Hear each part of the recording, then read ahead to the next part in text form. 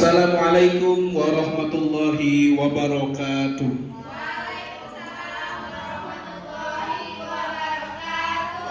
Bismillahirrahmanirrahim. Alhamdulillahirabbil alamin wa bihi nasta'inu ala umurid dunya waddin. Asyhadu an la ilaha illallah wahdahu la syarika lahul malikul haqqul mubin. Wa asyhadu anna sayyidana wa nabiyyana Muhammadan abduhu wa rasuluhu shadiqul wa'dil amin. Allahumma shalli wa sallim ala sayyidina Muhammad wa ala alihi wa sahbihi ajma'in, amma ba'du. Bapak Ibu sekalian yang kami hormati, terlebih dahulu marilah senantiasa kita bersyukur kepada Allah Subhanahu wa taala atas begitu banyak limpah nikmat, rahmat dan karunia-Nya sehingga kita semua dapat berkumpul di ruangan ini dalam rangka diseminasi modul 1.4 dengan tema disiplin positif. Salawat dan salam kita mohonkan kepada Allah Subhanahu wa taala agar selalu dan semoga tetap tercurahkan kepada junjungan agung kita Nabi Muhammad sallallahu alaihi wasallam, juga kepada keluarga, sahabat dan sekalian pengikutnya hingga akhir zaman. Tanpa terkecuali kita semua yang hadir pada saat ini, semoga pada saatnya Allah Subhanahu wa taala berkenan untuk menjadikan kita sebagai ahlus syafaat Rasulullah yaumil qiyamah. Amin ya rabbal alamin. Baik, Bapak Ibu sekalian, adapun rangkaian acara kita pada hari ini, yang pertama pembukaan, yang kedua pemaparan materi, yang ketiga doa, dan yang keempat penutup. Untuk sekarang waktu, baiklah kita buka acara ini dengan bersama-sama melafazkan basmalah. Bismillahirrahmanirrahim. Selanjutnya kita akan mendengarkan pemaparan materi dari Ibu Nova. Namun sebelum itu, kami selaku pembawa acara ingin melihat dulu seberapa semangat Bapak Ibu peserta pada hari ini. Semangat ya Bapak Ibu? Semangat? Sekali lagi semangat? Kalau semangat, kita tepuk semangat dulu. Iya. Siap tepuk semangat? Siap. Oke, mulai ya. Tepuk semangat.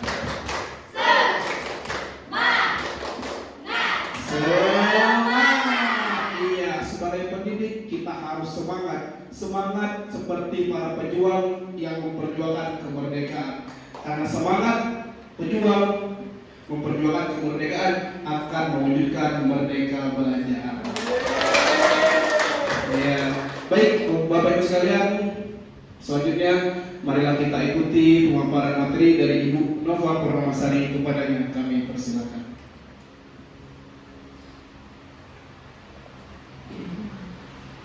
Terima kasih kepada Bapak Reka atas pembukaan yang luar biasa. Bapak Ibu, hari ini saya akan diseminasi yaitu modul 1.4 budaya positif. Terima kasih atas waktunya. Nanti saya akan pemaparan, jika nanti ada yang mau ditanyakan atau yang ini boleh kita sharing-sharing bersama. Tentang budaya positif. Apa itu budaya positif?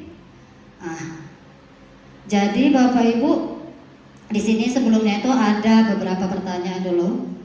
Yang pertama, pemberian hukuman dapat mendisiplinkan siswa. Setuju atau tidak setuju? Tidak. Oke. Pemberian hadiah itu bisa meningkatkan prestasi siswa. Setuju atau tidak setuju? Ada yang setuju dan ada yang tidak setuju. Selanjutnya, guru harus mampu memberikan solusi untuk setiap siswa yang bermasalah. Setuju atau tidak setuju? Setuju. Yang terakhir, guru berperan sebagai teman bagi siswa. Setuju atau tidak setuju? Setuju. Oke. Oh, kadang setuju, kadang tidak setuju. Nah, dari sini kita akan bahas, akan kita jawab kira-kira yang pertanyaan-pertanyaan seperti ini. Apakah benar harus kita setujui atau tidak kita setujui? Nah, tadi kan apa itu budaya positif? Budaya positif itu adalah perwujudan dari nilai-nilai atau keyakinan universal secara umum yang diterapkan di sekolah. Banyak sekali contoh-contoh budaya positif kita di sekolah. Salah satunya yaitu menerapkan peraturan, yaitu datang tepat waktu. Apalagi contohnya Bapak Ibu? Tanggung jawab terhadap tugas-tugas itu untuk siswa. Budaya positif juga bisa dilakukan oleh guru kan Bapak Ibu. Apa contohnya yang sudah kita terapkan? Disiplin waktu, jadi masuk kelas, keluar kelas, seperti itu tepat waktunya. Oke, selanjutnya yaitu konsep inti dari modul budaya positif. Yang pertama ada perubahan paradigma belajar, ada motivasi perilaku manusia, ada posisi kontrol guru, ada disiplin positif, kebutuhan dasar manusia, keyakinan kelas, dan segitiga restitusi. Dari 7 konsep inti ini kira-kira yang mana yang membuat Ibu penasaran? Atau yang belum Ibu tahu, pengen tahu apa sih ini kira-kira? Segitiga restitusi, penasaran. Ada lagi selain segitiga restitusi? Posisi kontrol guru, sama tadi keyakinan kelas. Itu penasaran? Pengen tahu seperti apa itu? Di sini akan kita bahas tuntas kalau kata kita ya. Jadi nanti kita bersama-sama. Oke, di sini ada perubahan paradigma belajar tadi. Nah, maksud dari perubahan paradigma belajar, di mana yaitu pembelajaran yang dirancang berdasarkan prinsip pembelajaran berdiferensiasi, sehingga peserta didik belajar sesuai kebutuhan berdasarkan perkembangannya, sesuai dengan profil pelajar Pancasila. Jadi itu berdiferensiasi, kita memberikan pembelajaran tadi sesuai dengan kebutuhan anak, tetap pada profil pelajar Pancasila. Dari pembelajaran berdiferensiasi, siapa yang sudah menerapkannya? Sudah belum menerapkannya di kelas Bapak Ibu? Sudah. Coba siapa yang bisa memberikan contoh penerapan berdiferensiasi? Ya, silakan Pak Januar. Baik, Assalamualaikum warahmatullahi wabarakatuh. Seperti yang kita ketahui ya, pembelajaran yang terdiferensiasi itu adalah pembelajaran yang terpusat kepada kebutuhan anak. Ya, karena kita ketahui bahwa anak-anak itu di kelas banyak sekali perbedaan intelektualnya. Ada yang lambat, ada yang cepat. Jadi kita sebagai guru harus sekreatif mungkin menciptakan pembelajaran yang bagi anak yang lambat itu bisa tetap mengikuti submateri yang akan kita ajarkan di kelas. Katakanlah misalnya operasi hitung bilangan misalnya. Operasi hitung bilangan contoh kecilnya adalah perkalian. Perkalian itu kan anak itu ada yang lambat, ada yang cepat. Jadi setiap anak itu tetap bisa mengikuti materi perkalian. Ada yang sampai perkalian 4, ada yang perkalian sudah sampai 10. Ada juga yang sudah sangat cerdas, dia bisa sampai ke atas 10, misalnya 15 misalnya ya. Jadi itu. Jadi sebagai guru harus banyak menciptakan, bisa berupa produk ya, bisa juga menggunakan media dan macam-macam. Jadi anak itu semuanya tetap mengikuti, tidak tertinggal walaupun tertinggal materinya. Walaupun ada yang perkalian 4, perkalian 5, ada juga yang sudah perkalian 10. Itu. Terima kasih Bu. Assalamualaikum warahmatullahi wabarakatuh. Tepuk tangan Bapak Ibu. Benar sekali apa yang dikatakan Pak Januar. Jadi kita berpihak pada murid dan guru tadi memberikan, mencari kreativitas kita tadi bagaimana caranya. Pokoknya anak itu jangan tertinggal, jangan merasa tertinggal seperti itu. Jadi kita dituntut untuk kreatif dan intinya tadi kita harus berpihak pada murid. Seperti itu, apa yang kebutuhan murid harus kita penuhi. Oke, itu adalah perubahan paradigma belajar. Selanjutnya, nah di sini tadi ada sedikit seperti kita melakukan kegiatan. Sekarang cari pasangan-pasangannya Bapak Ibu. Cari pasangannya, Bu Bella sama bertiga. Oh Pak Deka sama Pak Januar siap. Tugasnya, Anda dan teman Anda akan melakukan kegiatan cobalah buka. Nama kegiatannya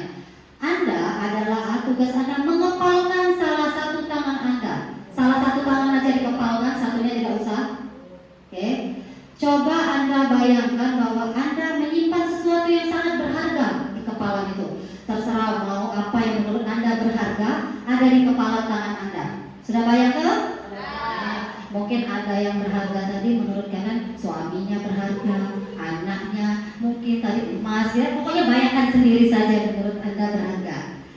Terus selanjutnya yaitu Anda perlu menjaga benda tersebut sekuat tenaga Anda, karena begitu pentingnya untuk kehidupan Anda. Tugasnya yaitu mencoba dengan kalian coba buka kepalan tangan teman kalian sekuat tenaga, terserah mau dengan bujuk rayu, mau dengan paksaan, terserah bebas, pokoknya sampai terbuka kepalan tangan itu. Dan Anda yang mempunyai kepalan tangan Anda, terserah mau Anda buka atau mau Anda pertahankan. Coba sekarang, terserah mau cara apa, pokoknya Anda berusaha membuka kepalan tangan teman Anda seperti itu. Bagaimana caranya? Gantian sekarang, gantian.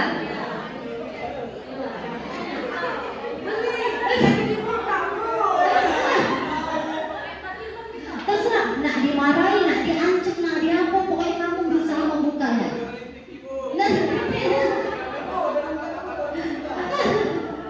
Oke, kira-kira yang tadi mau kalian buka atau tidak kepala tangan tadi? Tidak, walaupun sudah dipaksa diancam tadi. Tidak terbuka, tidak mau dibuka. Oke, nah di situ terlihat bahwa itulah maksud dari mengontrol diri. Jadi Bapak Ibu, yang bisa mengontrol diri kita itu adalah kita sendiri, bukan dari orang lain. Mau kamu disogok, mau diancam, dirayu, di apapun, kalau diri kamu nolak, itu tidak akan orang bisa mengontrol kalian. Seperti itu maksud dari ini. Miskonsepsi tentang teori kontrol. Apa itu? Kita kadang merasa, aku tuh pengen, aku tuh misalnya nih, hari ini aku kira-kira bangun kesiangan, seperti itu ya. Sebenarnya itu yang bisa mengontrol kamu kesiangan atau tidak itu kamu, gitu ya. Jadi jangan menyalakan alarm yang gak berbunyi, jangan menyalakan kamu tidur kesiangan. Itu sebenarnya dari diri kamu. Bisa saja kita tetap bangunnya tepat waktu, asal memang diri kita punya niat. Jadi jangan selalu menyalakan, iya aku kesiangan karena begadang semalam, iya aku kesiangan karena alarmnya tidak bangun, seperti itu. Seolah-olah bukan kamu yang mengontrol diri kamu, tapi ada orang lain yang mengontrol, ada sesuatu yang lain. Yang itu yang tidak boleh. Jadi yang kita tanamkan itu, yang bisa merubah diri kamu itu adalah kamu sendiri, bukan orang lain, seperti itu. Di sini ada miskonsepsi tentang teori kontrol. Yang pertama adalah ilusi guru mengontrol murid. Pernah kamu kira-kira merasa kamu yang kontrol murid kamu? Pernah ya? Anak-anak, pokoknya harus buat PR. Jangan gak buat PR ya. Nanti ibu marah, kamu kontrol murid itu. Gitu kan? Kira-kira anak tadi masih buat PR atau ada yang ini gak buat PR? Masih ada kan ternyata. Nah, padahal ilusinya kamu merasa anak itu kamu yang kontrol. Sebenarnya bukan kamu, itu dari diri anak itu sendiri. Mau buat PR atau tidak, tanpa kamu bujuk atau tanpa kamu nasihati, seperti itu. Jadi memang diri dia yang tidak mau buat PR, bukan karena kontrol kalian, seperti itu. Yang kedua yaitu ilusi bahwa semua kekuatan positif efektif dan bermanfaat. Kayak tadi, kamu tadi ngomong anak, nah harus buat PR. Biar buat PR itu adalah salah satu sifat yang disiplin. Kalau kamu buat PR itu kan untuk kamu sendiri. Padahal sudah loh kamu kayak gitu kan, istilahnya positif. Tapi masih saja anak murid yang tidak membuat PR. Berarti bukan kamu yang mengontrol itu, walaupun bersifat positif, tetap pada diri anak tersebut. Yang ketiga yaitu ilusi bahwa kritik dan membuat rasa bersalah mampu menguatkan karakter. Jadi kamu dengan anak murid, kamu merasa dia membuat bersalah, kamu ngomong, tahu dah nak, kalau misalnya nilai kamu kecil itu nak ya, bukan hanya kamu saja yang merasakannya, tapi orang tua kamu pasti sedih, ibu pun sedih. Ya, jadi membuat dia merasa lebih bersalah, seperti itu. kamu. Jadi kamu tuh berpikir kalau sudah diomongin murid seperti ini, mungkin dia buat PR ke depannya, tidak akan buat lagi. Karena selain merugikan dia, orang tua, guru juga sedih. Tapi ternyata masih juga dia tidak buat PR. Begitu. Yang keempat yaitu ilusi bahwa orang dewasa berhak memaksa. Karena kita lebih dewasa, kita bisa kontrol dia, kita bisa memaksa dia. Karena saya lebih tinggi, misal karena contoh saja, karena itu kepala sekolah bisa memaksa guru. Padahal sebenarnya tidak butuh yang seperti itu. Kita harus sadar sendiri seperti itu. Jadi jangan mentang-mentang dia lebih berkuasa atau lebih dewasa, dia merasa bisa memaksa orang lain.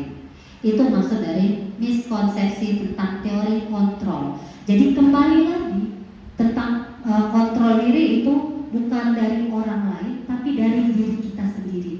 Sebagaimanapun mau diancam, mau dipaksa, kalau dari diri kita mau disiplin, pasti kita disiplin. Kalau diri kita mau belajar lebih baik, tanpa apapun itu, pasti kita belajar lebih baik. Itu maksud dari sini. Paham Bapak Ibu semuanya? Next. Perubahan paradigma tentang respon atau teori kontrol tadi. Kita merasa kita mencoba, maaf Bapak Ibu tidak kelihatan, kita mencoba mengubah orang agar berpandangan sama dengan kita. Padahal kita harus berusaha memahami pandangan orang lain tentang dunia. Jadi kita itu tidak boleh mengubah pandangan orang lain seperti itu, tapi kita berusaha mencoba memahami pandangan seperti itu. Yang kedua itu perilaku buruk dilihat sebagai suatu kesalahan, salah. Tapi padahal kita bisa melakukan pilihan seperti semua perilaku memiliki tujuan. Jadi jangan kalau dia tidak buat PR tadi kamu merasa perilakunya buruk. Tapi bisa jadi kita tanyakan, kenapa sih dia tidak membuat PR? Tujuannya apa? Kita tahu dulu apa alasannya. Oh ternyata, nah dari situ ternyata setiap perilaku itu punya tujuan, walaupun perilaku tersebut buruk seperti itu. Banyak kan contoh kasus kriminalitas gitu ya. Dia mencuri susu. Ternyata walaupun perilakunya buruk, tapi dia pasti punya tujuan kenapa mencuri tadi. Ternyata dia tidak punya uang untuk anaknya yang butuh susu. Seperti itu. Buruk memang perilakunya, tapi tetap walaupun perilakunya buruk, dia punya tujuan. Jadi setiap perilaku itu walaupun baik buruk ada tujuannya. Seperti itu. Yang ketiga, orang lain bisa mengontrol saya. Padahal itu sebenarnya Anda tidak bisa mengontrol orang lain. Jadi tanamkan dalam diri bahwa Anda tidak bisa mengontrol orang lain pun tidak bisa mengontrol saya. Seperti itu. Selanjutnya itu pemaksaan ada pada saat bujukan gagal. Jadi kalau kita dipaksa itu, kalau misalnya kita membujuk tapi gagal, seolah-olah memaksa. Padahal sebenarnya teorinya bukan seperti itu. Teorinya itu harusnya kolaborasi, itu menciptakan pilihan-pilihan baru. Jadi kalau sesuatu yang gagal, kita cari lagi pilihan yang lain. Jangan kita paksa. Jadi harus ada inisiatif-inisiatif yang lain. Seperti itu. Jangan kalau sudah yang tidak bisa kita paksa. Tapi kita carilah kira-kira inisiatif atau yang baru agar terjadinya tadi kolaborasi yang baik tadi tujuannya. Terus model berpikir menang atau kalah. Nah ini yang selalu kita kadang masih ya, anak-anak juga masih ya. Padahal jangan seperti itu, tapi kita berpikirnya tentang win-win solution kalau kata kita. Jangan saling merugikan. Oh kalau bisa menang sama menang, bukan ada yang kalah, ada yang menang. Seperti itu. Jadi dalam peserta didik itu bukan berarti yang ranking 1 itu anaknya berprestasi, yang tidak ranking tidak berprestasi, bukan. Tapi makanya dalam kurikulum Merdeka itu kita itu prosesnya yang kita nilai. Jadi walaupun anak tersebut tidak ranking, tapi dia mengalami kemajuan, berarti anak itu termasuk pemenang juga. Nah seperti itu, makanya dalam kurikulum Merdeka itu namanya harus menang sama menang. Tidak boleh kita ada yang kalah dan menang. Aku ranking 1, yang itu mungkin ranking 10, berarti aku lebih pintar dari dia. Belum tentu. Manakala yang ranking 10 tadi, dia awalnya mungkin peringkat 20, naiknya dia mungkin 10, berarti dia kemajuannya lebih tinggi.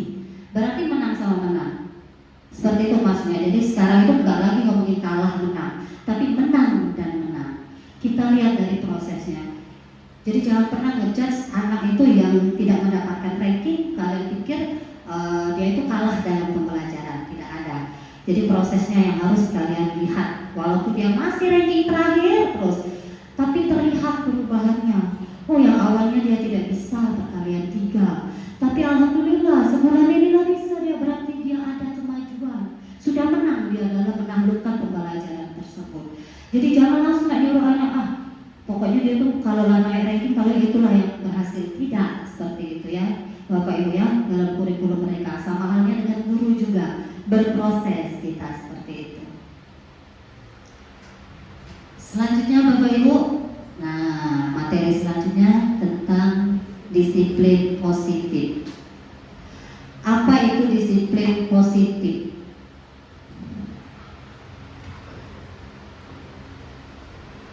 Disiplin positif itu adalah cara penerapan untuk menumbuhkan kesadaran kita kepada peserta didik,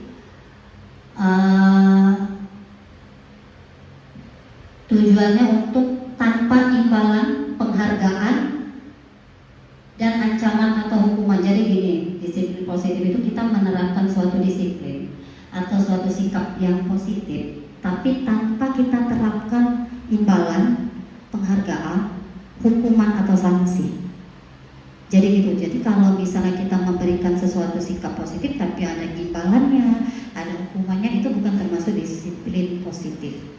Jadi dia tidak ada imbalan, tidak ada penghargaan. Memang bentuknya adalah disiplin yang bersifat positif, apalagi hukuman. Apa saja sih contohnya disiplin positif? Nih, ada nilai-nilainya, yaitu kalau disiplin positif itu tadi, jadi kalau kita pengen anak kita berubah, jangan semata-mata karena kita mau memberikan imbalan atau penghargaan. Berarti nanti itu motivasinya berbeda. Jadi motivasi anak itu pengen berubah atau pengen lebih baik, yaitu karena ada penghargaan atau karena ada imbalan. Atau sebaliknya, motivasi anak itu berubah karena takut dihukum. Karena tadi sudah janji kalau nggak buat PR akan dihukum oleh gurunya. Jadi harusnya tanpa ada hukuman, tanpa ada imbalan atau penghargaan, memang anak itu pengen berubah sendiri menjadi lebih baik lagi. Jadi di sini maksud disiplin positif. Sama halnya kita ya Bapak Ibu ya, takut telat kita karena nanti dilihat oleh ibu kepala sekolah. Takut telat nanti kita ditegur oleh ibu kepala sekolah. Atau aku harus rajin-rajin nih, soalnya tadi dijanjiin kalau kita jadi guru yang kreatif, jadi guru yang disiplin, bakal ada penghargaan dari kepala sekolah. Nah berarti itu motivasinya kurang, bukan disiplin positif lagi itu, karena ada sesuatu hal yang lain. Harusnya bukan itu yang harus kita pikirkan, seperti itu.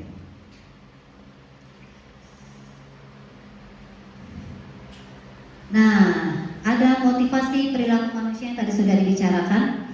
Yang pertama itu karenanya kita menghindari hukuman tadi. Yang kedua tadi karena kita pengen dapat penghargaan. Yang ketiga ini yaitu karena kita pengen menghargai diri kita sendiri, pengen tahu diri kita sendiri. Kira-kira yang tiga ini Bapak Ibu yang mana? Bu Desrita, ketiga-tiga ini kira-kira motivasi perilaku yang Bapak Ibu lakukan itu karena apa? Menghargai diri dan menjadi orang yang menghindari hukuman. Oh, Bu Adin menghindari hukuman. Bu Desrita menghargai diri. Ya, menghargai diri. Ada yang lain? Menghindari hukuman. Mendapatkan imbalan bisa jadi. Oh, Pak Wasana mendapatkan imbalan. Nah ini memang sering terjadi tiga-tiga ini. Ya Bapak Ibu ya. Tadi kan, ya Allah aku telat hari ini. Kira-kira ibu kepala sekolah ada deh. Karena itu kan. Atau, pokoknya aku nak ngajar bagus-bagus. Biar nanti ada penghargaan atau imbalan. Nah, tapi kalau yang ketiga ini beda. Aku udah mau telat datang ke sekolah karena aku malu, gitu kan? Masa aku telat sedangkan aku memberikan contoh kepada anak didikku harus datang tepat waktu. Jadi untuk diri kita, bukan karena itu kan? Aku mau jadi guru yang kreatif, itu biar anak didik kita juga menjadi lebih kreatif juga. Pembelajaran bukan karena pengen dipilih jadi guru yang kreatif. Mana tahu lagi akhir tahun ada pemilihan aku yang dapet. Jangan yang kayak gitu ya.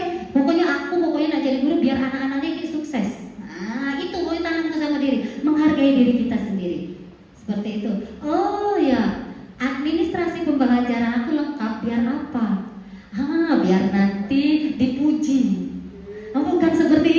kalau nggak lengkap lagi dimarahin. Bukan seperti itu. Padahal itu iya boleh mempermudah pekerjaan, menambah ilmu, ya kan? Kalau administrasinya lengkap, yakinlah tidak akan dipanggil-panggil lagi, tidak akan mempermudah. Kalau disuruh tiba-tiba itu udah lengkap, seperti itu kan? Nah, jadi aku berhasil membuat administrasi pelajaran. Kalau kayak gitu, kalau mau dipuji, puji aja diri sendiri, jangan orang lain yang memuji kita, seperti itu. Ini motivasi perilaku manusia. Apa ini? Kecil ya Bapak Ibu ya?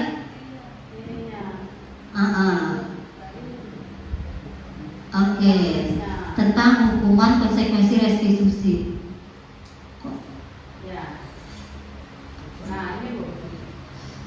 Yang ini ada perbedaan tentang ada hukuman, ada konsekuensi, dan ada restitusi.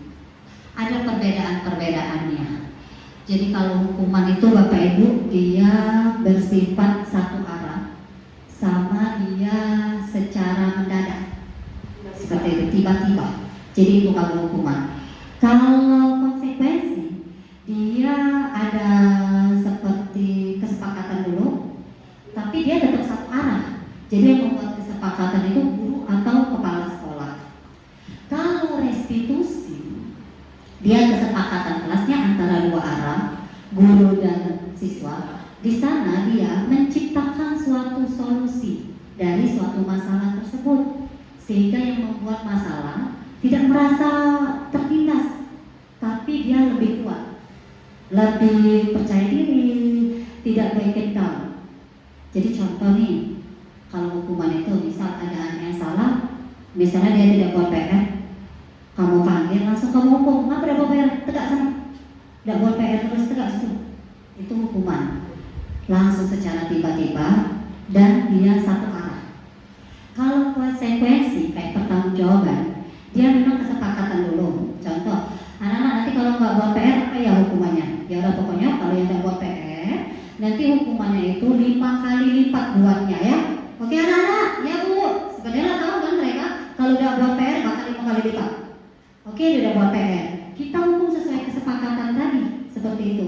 Karena itu kan bukan tiba-tiba, karena sudah ada kesepakatan tadi. Tapi salahnya di mana?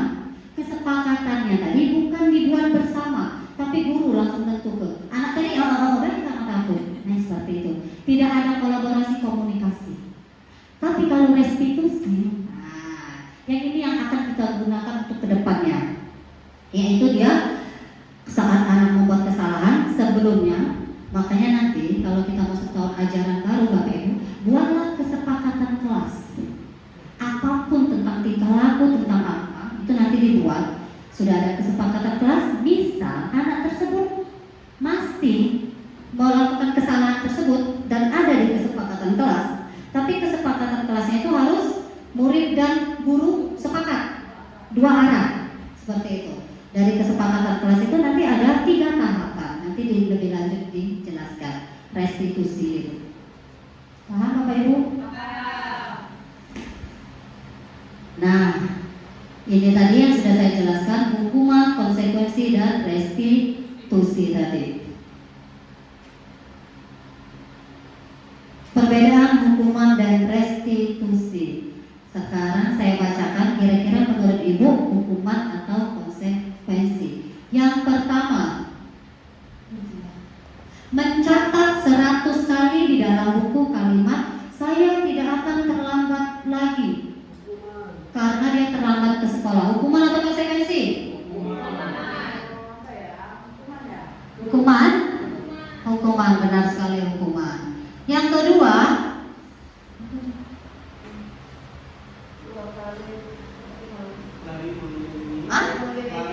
lari mengelilingi lapangan basket 2 kali karena terlambat hadir di sekolah. Hukuman atau konsekuensi? Hukuman, benar sekali. Yang ketiga,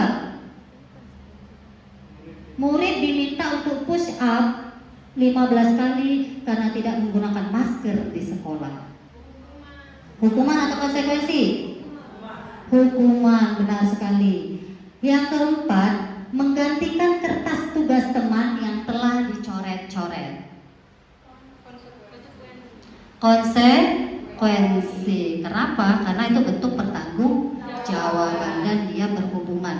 Jadi apa yang dilakukannya itu dia berhubungan dengan yang ditanggungjawabkannya.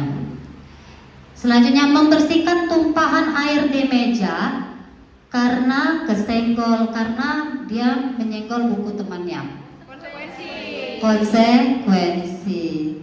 Selanjutnya, murid disuruh untuk tidak mengenakan sepatu seharian di sekolah karena tidak mengenakan sepatu hitam. Hukuman. Kenapa hukuman? Karena itu menyakiti juga ya. Jadi hukuman itu bisa bersifat fisik, psikologi, ataupun kata-kata yang kasar. Seperti itu. Selanjutnya, lari mengelilingi lapangan basket 2 kali karena terlambat 10 menit untuk pelajaran PJOK. Lari mengelilingi lapangan 2 kali karena dia terlambat di pelajaran PJOK. Hukuman atau konsekuensi? Ada hukuman, ada konsekuensi. Yang ini termasuk dalam konsekuensi. Kenapa? Karena dia berkesinambungan linear kan, pelajaran olahraga dia hukumnya lari, itu kan salah satu dari jenis olahraga juga kan larinya. Seperti itu bedanya konsekuensi dengan hukuman. Ya. Aku mau tanya Bu, kalau misalnya siswa itu terlambat pada saat pembelajaran bahasa Indonesia nih, jadi sebelum dia masuk kita kasih hukuman suruh baca puisi atau buat pantun biar teman-temannya ketawa, itu boleh enggak? Ya, itu termasuk konsekuensi karena dia berhubungan dengan materi pembelajaran bahasa Indonesia. Apalagi itu tadi itu tentang pelajaran, membuat puisi, bukan menghukum. Yang seperti itu adalah konsekuensi. Boleh. Ada lagi yang mau tanyakan? Ya, silakan Pak Anton. Boleh. Jadi peraturan kelas itu bukan hanya untuk guru kelas, tapi bidang studi juga bisa. Nanti ada pertanyaan lebih lengkapnya Pak Wasatan ya. Ada pemaparannya. Terima kasih Pak Wasatan, Bu Ade. Ada lagi yang mau ditanyakan tentang hukuman dan konsekuensi? Jadi kita tahu perbedaannya. Boleh Bapak Ibu. Tapi kalau kita suruh tadi buat kalimat itu, kira-kira bermanfaat tak kalimatnya tadi? Misalnya, saya tidak akan terlambat lagi. Bermanfaat tak untuk siswa? Tidak kan? Makanya itu disebut hukuman juga. Seperti itu. Oke. Tapi kalau pelajaran kita di kelas, kalian menghukumnya di lapangan itu juga tidak boleh, itu hukuman. Beda dengan PJOK tadi, karena PJOK tadi kan dia nanti belajarnya di lapangan kan, ada gurunya. Itu juga lari itu adalah termasuk jenis olahraga dan dia ringan, masih 2 keliling. Ya. Misalnya kan di kelas itu ada anak yang memang punya kekurangan perkalian misalnya. Nah, walaupun pelajarannya bukan pelajaran matematika, tapi saya menghukumnya dengan sesuai kekurangan dia. Misalnya belum bisa perkalian, jadi dia saya hukum perkalian. Bukan hukum apa? Itu termasuk hukuman atau konsekuensi. Ada lagi anak yang memang lambat baca, jadi saya kasih dia tugas membaca. Ada yang anak itu juga menulisnya lambat atau menulisnya kurang bagus, saya hukum menulis. Ya, bukan hukum. Jadi kayak itu termasuk konsekuensi. Karena itu adalah memperbaiki diri dia sendiri, bukan mempermalukan dia, untuk diri dia sendiri, seperti itu. Boleh yang seperti itu Pak? Iya benar. Jadi kan tujuan Bapak itu karena dia tidak bisa membaca, bukan Bapak seterapi atau apa, tapi kamu tidak bisa membaca, coba kamu baca buku ini, itu kan berarti iya benar. Itu termasuk salah satu konsekuensi tanggung jawab terhadap dirinya sendiri, biar bisa, gitu. Ya, tetap ringan-ringan seperti itu. Ya, benar. Jangan ganggu jam pelajaran, benar sekali. Ada tugas tersendiri untuk memotivasi dia biar berubah. Itu termasuk konsekuensi. Jangan menulis yang tidak bermanfaat. Tadi kan kalau esai itu benar. Misal disuruh ngarang, biar dia itu kan, kamu ngarang hari Minggu tadi jalan kemana nak? Nah, misalnya itu kan boleh. Selain melatih nulis, itu melatih otak dia kan tentang dia cara ngarang gitu. Ada lagi Bapak Ibu yang mau ditanyakan? Paham ya apa itu hukuman konsekuensi? Nah, ini akibat dari tadi ada hukuman, ada konsekuensi, dihukum oleh penghargaan. Jadi kalau kita merasa dihukum oleh penghargaan itu ada efeknya. Ada pengaruh jangka pendek dan jangka panjang. Maksudnya apa sih? Kalau kita memberikan penghargaan ke anak kok merasa dihukum? Jadi gini, kita kan biasa memberikan penghargaan itu kepada anak yang berprestasi ya. Kalau bagi raport Bapak Ibu kadang mau kasih anaknya 1, 2, 3. Atau nanti kalian janjikan ke anak, kalau nanti dapat 100 Ibu kasih hadiah nak. Seperti itu kan. Jadi motivasi anak itu sudah berubah. Berubahnya karena mau dapat imbalan atau penghargaan. Seharusnya bukan seperti itu. Seharusnya anak mau dapat 100 tadi, dia, karena itu untuk diri dia sendiri. Berarti aku ngerti dong pelajaran itu. Bukan karena dia pengen dapat imbalan. Anak nanti misalnya dia dapatnya kecil ternyata. Takut dia, aku dihukum kalau dapat kecil. Padahal harusnya bukan itu pikiran dia. Kalau nanti aku dapat kecil berarti aku harus rajin belajar lagi. Berarti aku memang masih kurang. Nah itu, bukan karena takut dihukum. Nih, pengaruh jangka pendek dan jangka panjangnya. Apa sih pengaruh jangka pendeknya? Kalau kita memberikan penghargaan ke anak, kalau kita memberikan penghargaan ke anak, pengaruh jangka pendeknya dia motivasinya akan berkurang. Karena dia tadi hanya untuk imbalan, seperti itu. Tapi kalau jangka panjangnya, apa kalau kita memberikan penghargaan ke anak? Iya, dia nanti. Iya, suatu waktu kita udah beli, udah kasih penghargaan, malas ya, gitu kan? Nah itu jangka panjangnya. Benar, penghargaan itu tidak efektif. Efektif itu untuk anak yang pintar aja, yang berprestasi. Untuk yang tidak bagaimana? Nah melihat ini dapat terus diomelin, besok sudahlah dia lagi pasti dia dapat. Iya kan? Tapi kalau yang pintar senang ya, dia lagi bu, besok pasti dia nonton terus. Karena dia merasa dia pasti dapat terus gitu. Efektif untuk dia yang pintar. Yang kurang tadi dia merasa tidak efektif. Seperti itu. Kita tadi kadang melupakan perasaan anak-anak yang seperti itu. Yang ketiga yaitu penghargaan merusak hubungan. Ya, sesama teman. Aku dapat pena. Yang tidak dapat tadi, sedih. Mana tahu baliknya nangis dia minta. Ya teman aku dapat pena. Akhirnya merusak hubungan. Agak berkubu-kubu ujungnya gitu kan. Maksudnya bergeng-geng gitu. Atau nanti seambungan pena. Kawan kamu yang tidak dapat tadi, ujungnya nanti bermusuhan. Itu benar, penghargaan itu merusak hubungan. Seperti itu kan. Atau nanti ada persaingan tidak sehat jadinya. Tidak usah kemudian guru pun nanti merasa seperti itu. Biar dapat, nah itu kan jadinya gitu. Lanjut, penghargaan mengurangi ketepatan, penghargaan mengurangi kualitas pasti, penghargaan mematikan kreativitas itu sudah pasti, penghargaan menghukum. Maksudnya penghargaan menghukum itu adalah, nah itu kayak bagi yang prestasi tidak menghukum, tapi bagi yang kurang tadi itu menghukum, berkecil hati. Terus motivasi dari dalam atau intrinsik. Jadi harus motivasi dari dalam tadi, intrinsik namanya. Nah selanjutnya tentang keyakinan kelas. Mengapa keyakinan kelas? Kenapa bukan peraturan kelas? Seperti itu. Ada yang bisa jawab kenapa sih harus keyakinan kelas bukan peraturan kelas? Ya, Pak Was.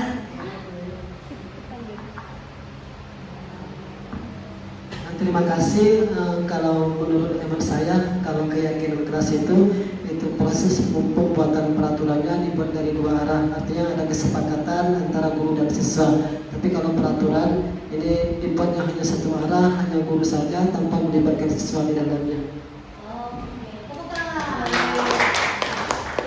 Iya, terima kasih Pak Wasatam, benar sekali. Beda peraturan sama keyakinan atau kesepakatan. Jadi kalau peraturan memang sudah dibuat satu arah, seperti kita ada ya. Nah nanti di bawah tata tertib itu yang sudah dibuat, kita buat lagi peraturan keyakinan kelas. Kita kompromi nanti sama anak-anak gitu. Jadi itu beda peraturan dengan keyakinan kelas. Paham Bapak Ibu bedanya? Nah, nih, keyakinan kelas dibuat berdasarkan kesepakatan antara guru dan siswa, bersifat universal, sedangkan peraturan itu dibuat oleh guru, bersifat satu arah. Prosedur pembentukan keyakinan kelas atau sekolah. Jadi nanti saat tahun ajaran baru, ketemu nih siswa-siswa sudah buat organisasi di kelas, ketua kelas dan lain-lain. Selanjutnya kalian membuat keyakinan kelas atau kesepakatan kelas. Ditanya ke anak-anaknya, gitu ya. Apa saja caranya? Seperti apa nih? Mempersilahkan siswa mencurahkan ide tentang peraturan yang akan disepakati. Kasih kertas anak, kira-kira kamu pengen kelas kita nih gimana sih ini? Nah gitu. Selanjutnya mencatat semua masukan tadi. Terus ganti kalimat negatif menjadi positif. Jadi kalimat negatif itu kalau kita membuat itu sekarang jangan lagi pakai kata jangan atau apa tapi hilangkan. Bisa jangan membuang sampah sembarangan. Sekarang bukan itu yang kita pakai, tapi buanglah sampah pada tempatnya. Kayak gitu ya. Jangan menggunakan sepatu di dalam kelas, tapi pakailah sepatu di dalam gitu. Jangan membuang sampah. Ya, tadi sudah ya. Benar, jangan membuang sampah. Oke, itu benar. Pokoknya kalau ada kata jangan-jangan gitu ya, jangan ribut di kelas. Bukan itu, tapi kalian gunakan apa? Jangan ribut di kelas anak-anak, biasa gitu ya. Nah, ibu ke WC dulu. Jangan ribut di kelas. Bukan kamu sekarang, tapi nah ibu keluar dulu. Tetap tertib ya di kelas. Kalimat positifnya ganti seperti itu. Iya, kita memang sekarang dituntut seperti itu Bapak Ibu ya. Jangan lagi gitu.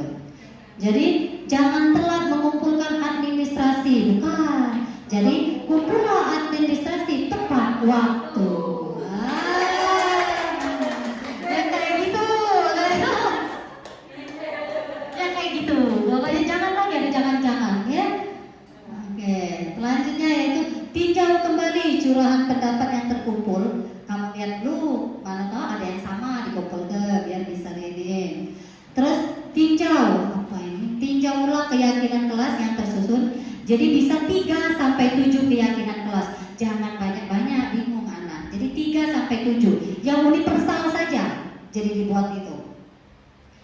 Terus meninjau dan menyetujui dengan menandatanganinya. Sudah dibuat, ada tanda tangan semua anak di kelas biar terlihat sah keyakinan kelas tersebut. Setelah itu tempel di dinding kelas kita. Jadi dibaca terus oleh anak. Sudahlah ya, jadi ini aja ya keyakinan kelas kita ya.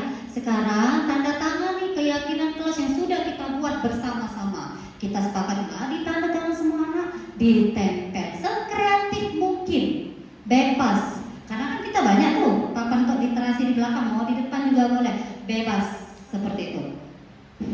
Oke, paham Bapak Ibu? Nanti jangan tidak dilaksanakan, karena itulah hal yang utama kita lakukan saat kita masuk ke kelas baru nanti. Harus punya keyakinan kelas seperti itu. Ini tadi sudah kayak gini, nggak kelihatan ya ditempel-tempel. Harus kesepakatan bersama tadi. Ya, ya, Pak Januar. Saya nanti kira-kira dapat dokumen PKN kita.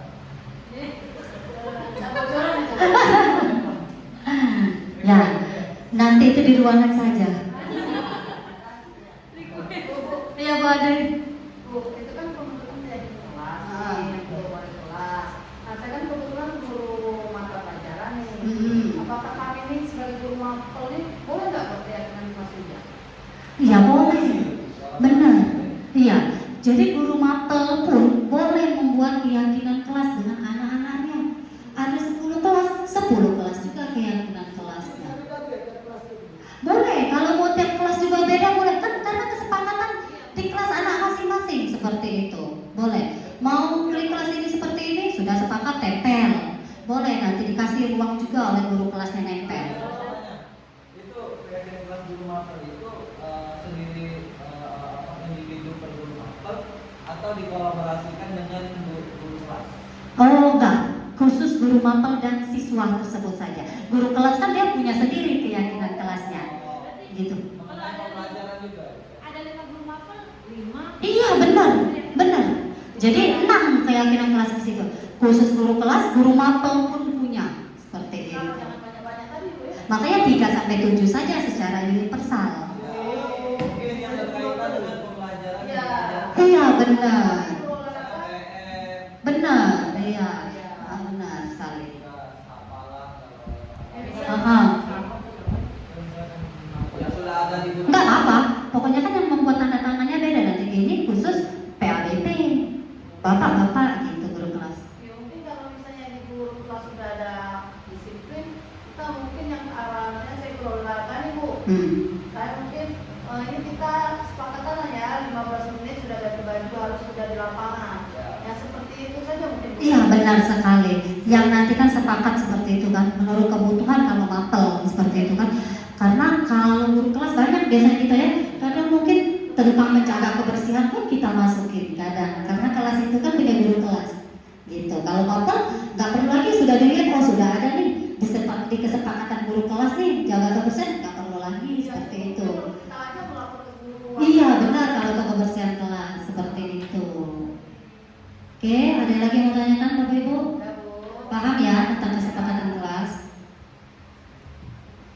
Nah, tadi juga ada yang penasaran apa itu?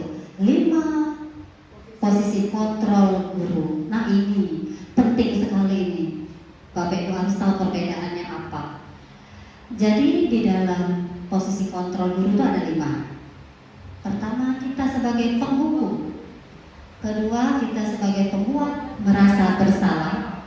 Ketiga, teman. Keempat, pemantau. Kelima, manajer. Oke. Sekarang saya jelasin satu-satu biar sudah itu kalian Bapak Ibu tahu, oh aku ini di posisi yang ini. Apa itu penghukum? Apa itu pembuat merasa bersalah? Teman, pemantau atau manajer? Atau langsung saja kita lihat videonya, contoh videonya.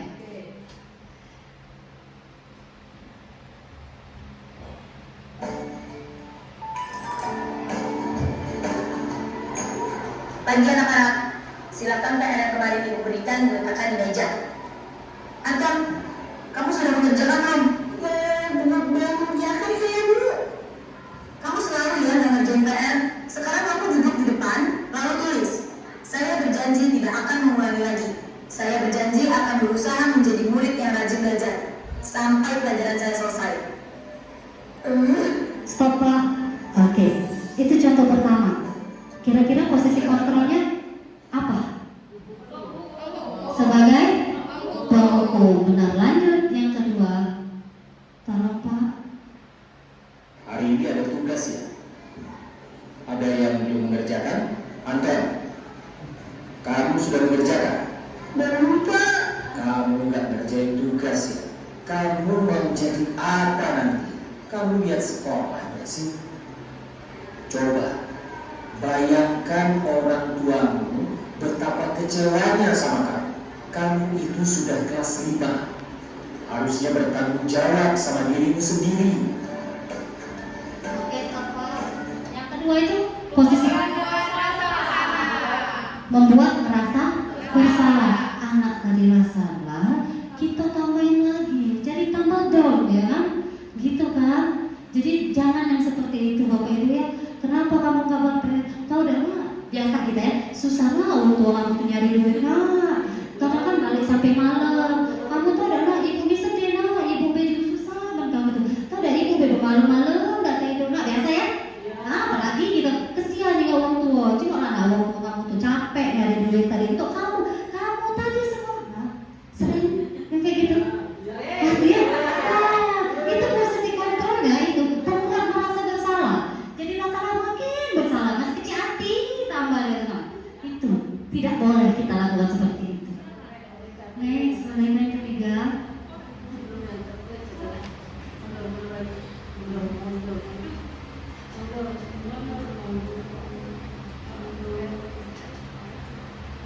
Oh salah tadi mati.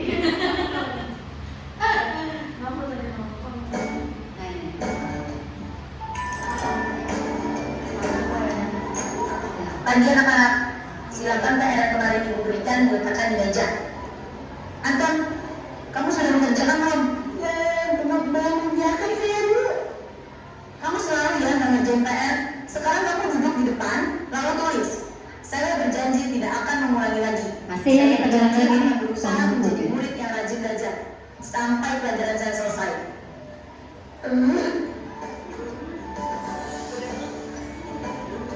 Pagi anak-anak, hari ini ada tugas ya. Ada yang belum mengerjakan? Anton, kamu sudah mengerjakan? Belum, Pak. Kamu nggak ngerjain tugas ya. Kamu mau jadi apa nanti? Kamu lihat sekolah nggak sih? Coba bayangkan orang tuamu betapa kecewanya sama kamu. Kamu itu sudah kelas 5. Harusnya bertanggung jawab sama dirimu sendiri.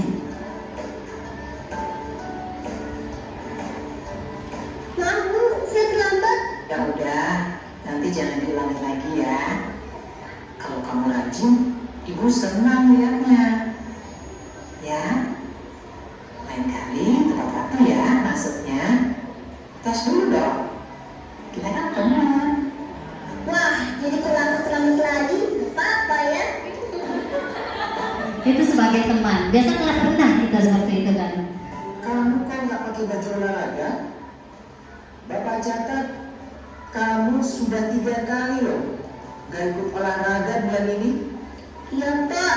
Udah 3 kali berarti saya dapat sanksi, Pak. Itu pemantau.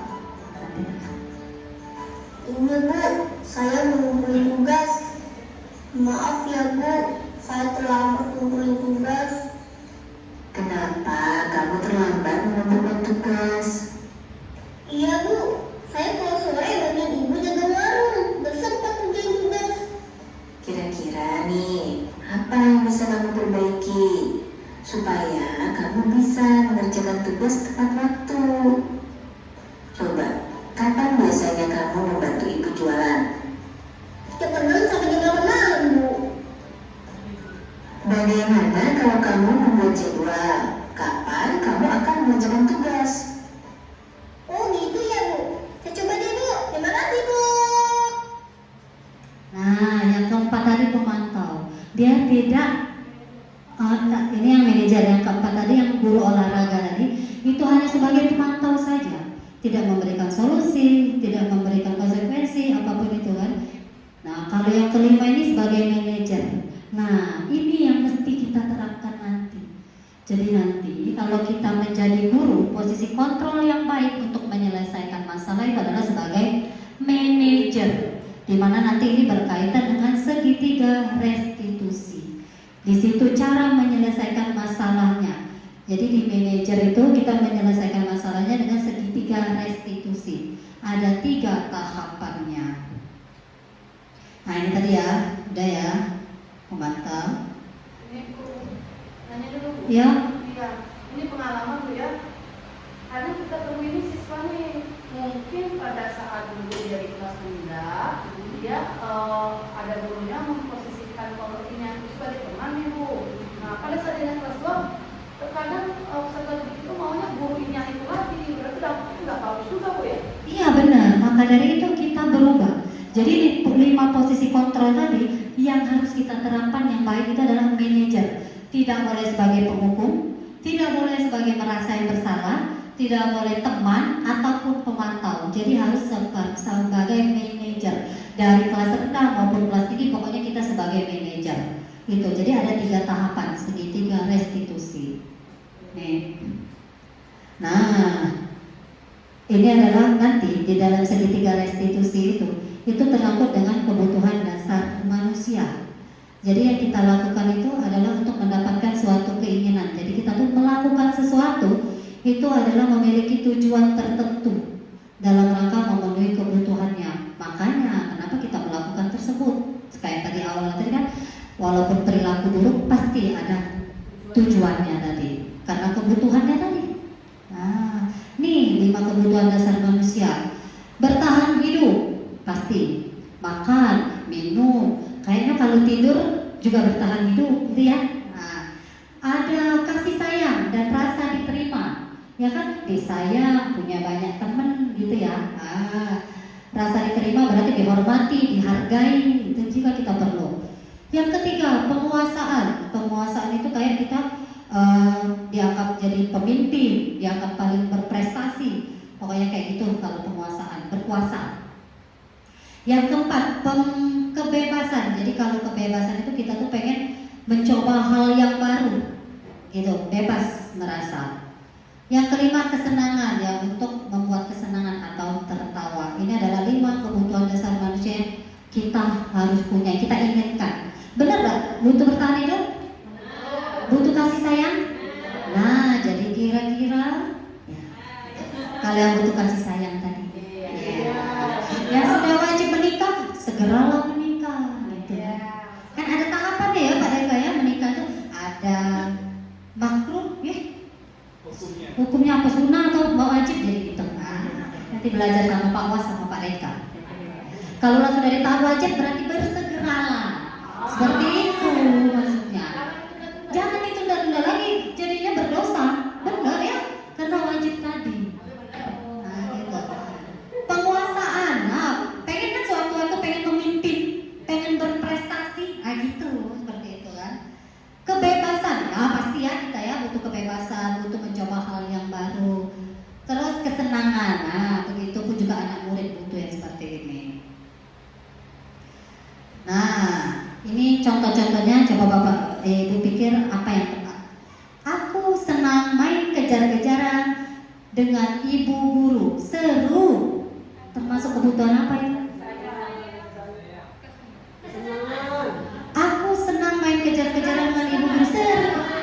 Kesenangan. Pinter. Yang kedua, oh, ibu kejar aku karena ibu guru sayang aku. Kasih sayang, dia butuh kasih sayang, minta perhatian dari karena butuh kasih sayang. Ketiga, aku bebaskan, bisa bikin ibu guru kejar aku. Di sini dia merasa berkuasa, menguasai guru. Aku hebat kan, aku bisa tuh nyuruh ibu guru kejar aku, kayak jadi pemimpinnya dia, gitu. Yang keempat, aku bosan belajar mewarnai terus di dalam kelas. Jadi apa yang dibutuhkannya? Kebebasan. Jadi makanya kita ada namanya pembelajaran di luar kelas. Karena itulah kebutuhan dasar manusia itu ada salah satunya adalah kebebasan tadi. Jadi Bapak Ibu pun boleh mau belajar di luar institusi, tapi ya lihat situasi kondisi dan tahulah sendiri kalau lagi luar itu apa yang kita butuhkan, ya kan? Sarana prasarananya memadai, tidak bukannya tidak boleh semuanya seperti itu. Nah, ini dia segitiga restitusi tadi yang harus kita pelajari dan kita terapkan ke depannya untuk menyelesaikan suatu masalah. Jadi tidak boleh lagi kamu menghukum tadi, tidak boleh lagi kamu tadi yang memantau tadi sebagai teman atau merasa bersalah, tidak boleh. Tapi harus sebagai manajer. Cara penerapannya dengan segitiga restitusi. Mudah kok. Dan malahan lebih enak kita menyelesaikan masalahnya. Kita tidak pusing, melatih kesabaran kita, tidak darah tinggi. Nah, gitu. Jadi manfaatnya bukan hanya untuk siswa, untuk guru juga. Segitiga restitusi ini. Sebelum tahu tahapannya, kita harus tahu dulu apa pengertian segitiga restitusi. Segitiga restitusi itu adalah proses menciptakan kondisi bagi murid untuk memperbaiki kesalahannya tersebut. Jadi murid itu bisa kembali dalam bentuk karakter yang kuat. Jadi kita bersama-sama menciptakan kondisi untuk memperbaiki kesalahan murid. Jadi setelah selesai memperbaiki kesalahan, siswa tadi dia merasanya lebih kuat. Seperti itu. Ini tahapannya. Ada 3 tahapan. Yang pertama adalah menstabilkan identitas. Yang kedua yaitu validasi tindakan yang salah. Dan yang ketiga itu adalah menanyakan keyakinan. Apa sih maksudnya? Menstabilkan identitas. Jadi kalau ada anak yang salah, Bapak Ibu panggil. Yang pertama itu adalah stabilkan dulu identitas dia. Yang awalnya dia takut, salah, aku dipanggil karena melakukan kesalahan tadi. Tapi Ibu kuatkan dengan menstabilkan identitas kita salah dia tadi. Ibu panggil, ibu bilang, tidak apa-apa, nah semua orang pernah melakukan kesalahan. Seperti itu kan. Jadi dia tuh, oh berarti selain aku pernah juga ada yang melakukan kesalahan ini. Nah jadi dia agak stabil perasaan, agak takutnya. Tuh, itu maksud stabil identitas tadi. Jangan langsung, apa kamu marah-marah atau langsung kamu tuduh dia bersalah. Belum tentu seperti itu. Makanya kita stabilkan. Jadi istilahnya psikologinya, mentalnya tadi. Yang kedua yaitu validasi tindakan dia yang salah. Jadi misalnya dia tadi buang sampah di kelas tadi ya, seperti itu ya. Terus kamu validasi tindakan yang salahnya itu seperti apa? Iya, saya. Mengapa kamu membuang sampah tadi di kelas, nak? Seperti itu. Kita dengerin dulu apa alasannya. Seperti itu kan ya. Terus kamu tanya, apakah perbuatan itu salah atau benar? Seperti itu. Ya bu, salah. Kenapa menurut kamu tindakan tersebut salah? Seperti itu. Ya bu, kalau bisa membuang sampah itu kan merusak lingkungan. Berarti dia tahu tuh. Jadi kita validasi dulu tindakan yang salah dia itu seperti apa. Dan yang terakhir adalah menanyakan keyakinan kelasnya. Maksudnya apa?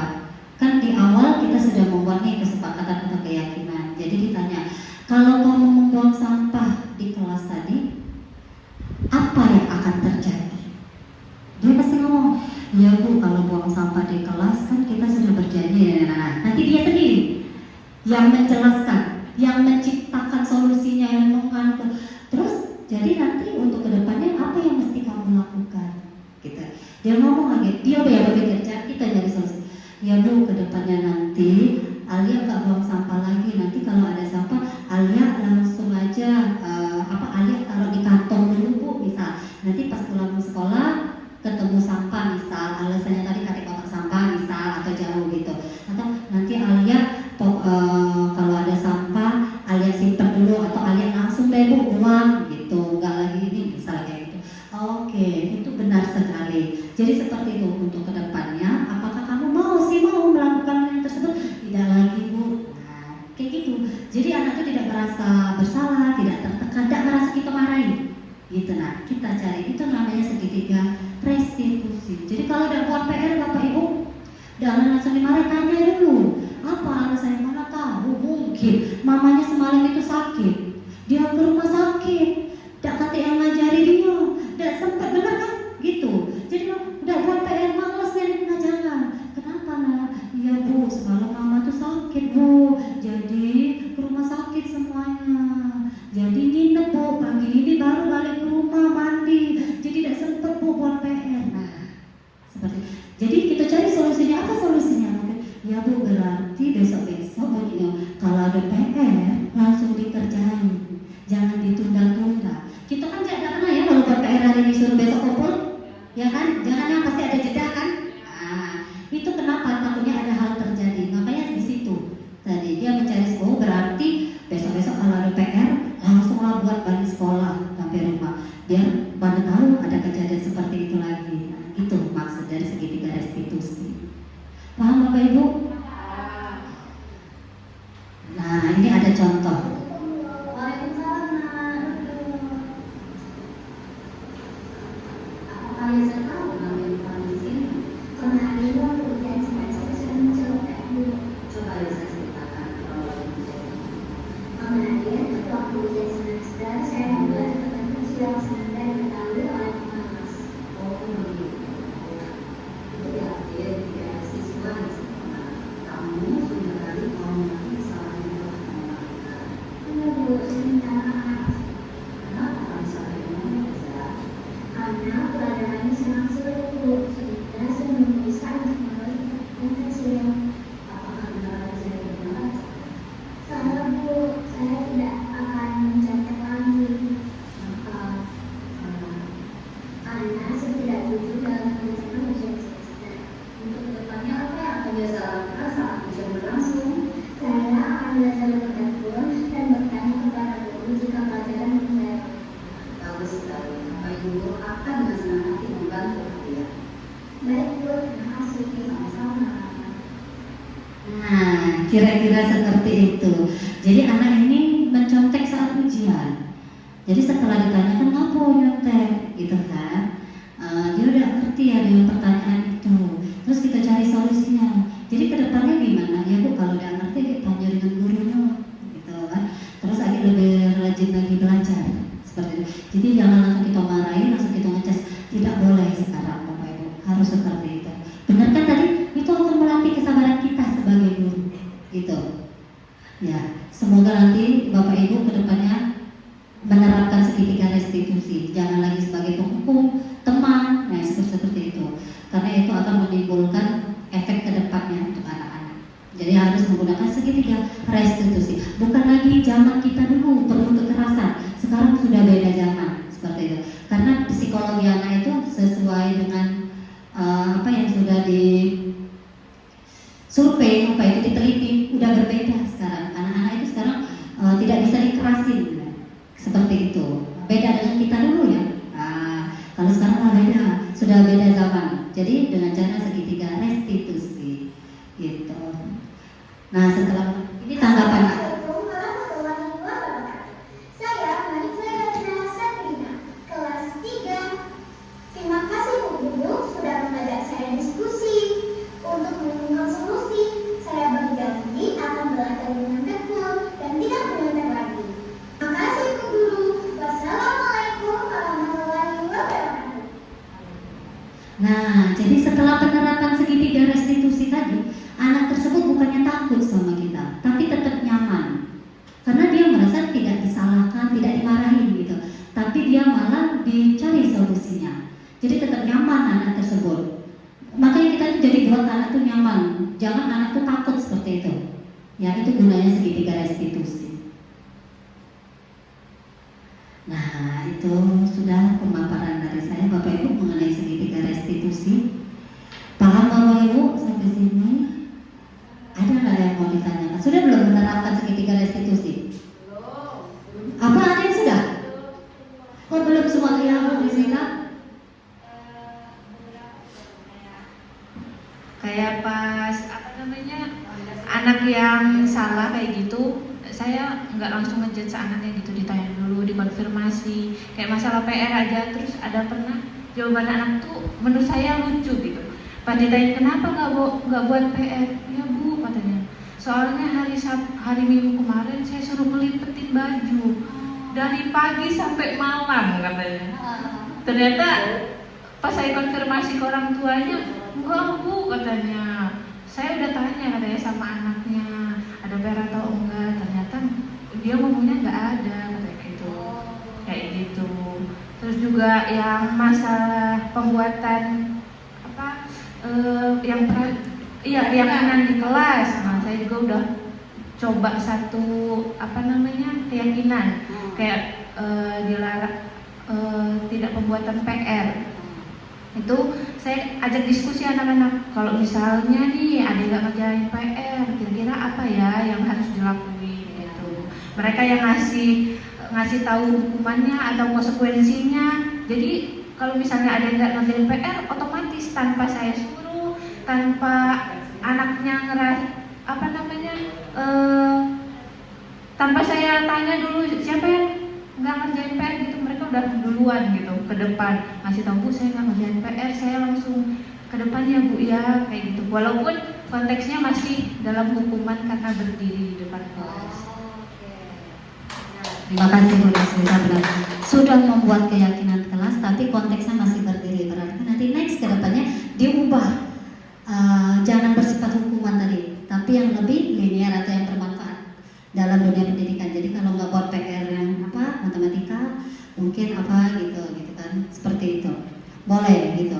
Tapi tadi karena masih bersifat, kata Bu Deswita, sudah memang diskusi, tapi tadi hanya berdiri seperti itu. Nah next ke depannya itu yang diubah. Walaupun keyakinan kelas tadi kan sudah ada ini ya, tetap ada hubungannya dengan materi pembelajaran. Jangan terlihat seolah-olah keyakinan itu kita buat ada hukumannya, tapi sudah bagus. Terus juga tadi sudah ada beberapa tahapan dalam segitiga restitusi. Kedepannya ketiga-tiganya dilaksanakan secara berurutan seperti itu. Bisa kan Bapak Ibu? Ngelatih kesabaran kita, ya gitu kan? Ya, jadi anak-anak itu merasa tetap nyaman dengan kita. tidak merasa dihukum. Akhirnya lama-lama karena itu yang ada kelemahan sama gitu. Ya Allah baiknya guru aku, gitu. Tidak pernah marah, gitu. Sedih aku kalau buat dia marah, gitu. Buat kayak gitu kan. Ada lagi yang mau ditanyakan Bapak Ibu? Paham Bapak Ibu? Oke, pintar-pintar, Masya Allah, Guru Ibu Sri. Nah, ini saja. Terima kasih diseminasi yang sudah saya jelaskan tentang budaya positif. Semoga bermanfaat untuk kita semua. Saya kembalikan kepada pembawa acara kita Bapak Deka. Wassalamualaikum warahmatullahi wabarakatuh. Baik Bapak Ibu, tepuk tangan untuk Bu Nova. Iya, terima kasih Bu Nova atas materi yang disampaikan, bermanfaat dan insya Allah berkah untuk kita semua. Amin ya rabbal alamin. Baik Bapak Ibu sekalian, sebelum acara ini kita tutup, agar materi yang disampaikan manfaatnya berkelanjutan untuk kita semua, kita berdoa terlebih dahulu. Untuk memimpin doa ini kami mintakan kesediaan kepada Bapak Wasaton SPDI, kepadanya kami persilakan.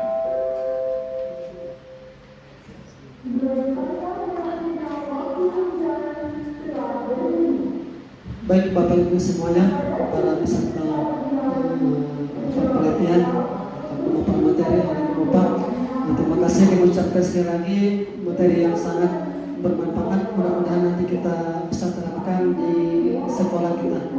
Amin ya rabbal alamin. A'udzubillahi minasyaitonir rajim. Bismillahirrahmanirrahim. Alhamdulillahirabbil alamin. Allahumma shalli wa sallim ala sayyidina Muhammad wa ala ali sayyidina Muhammad. Allahumma ighfir lana dhunubana wa li walidina warhamhum kama rabbayana shighara. Allahumma la sahla illa ma ja'altahu sahla wa anta la taj'al huzna idha shi'ta sahla. Allahumma barik lana fi ma 'allamtana wa 'allimna bima jahilna wa zakkirna bima nasina wa ahdi qawmana ila at-tariqil qawim ya dzal jalali wal ikram. Rabbi yassir wa la tu'assir bitamim bil khair ajma'in. Rabbana taqabbal du'a'ana innaka antas sami'ul 'alim wa tub 'alaina innaka antat tawwabur rahim. Allahumma inna nas'aluka ma 'allamtana fardudhu ilayna inda hajati ilayk wa la tansihi ya rabbal alamin. Rabbana atina fid dunya hasanah wa fil akhirati hasanah wa qina adzaban nar. Sallallahu ala khairu khalqi sayyidina Muhammad wa ala alihi wa sahbihi ajma'in. Alhamdulillahi rabbil alamin. Assalamualaikum warahmatullahi wabarakatuh. Waalaikumsalam warahmatullahi wabarakatuh. Amin, amin, amin ya rabbal alamin. Dengan berakhirnya doa tadi, maka baik sudah rangkaian kegiatan kita pada pagi hari ini. Untuk menutupnya, marilah bersama-sama kita melafazkan hamdalah alhamdulillahirabbil alamin. Jalan-jalan di kota Jakarta, di sana ada istana presiden. Kalau ada salah hilang dalam kata, mohon maaf 100%. Wabillahi taufiq wal hidayah. Wassalamualaikum warahmatullahi wabarakatuh.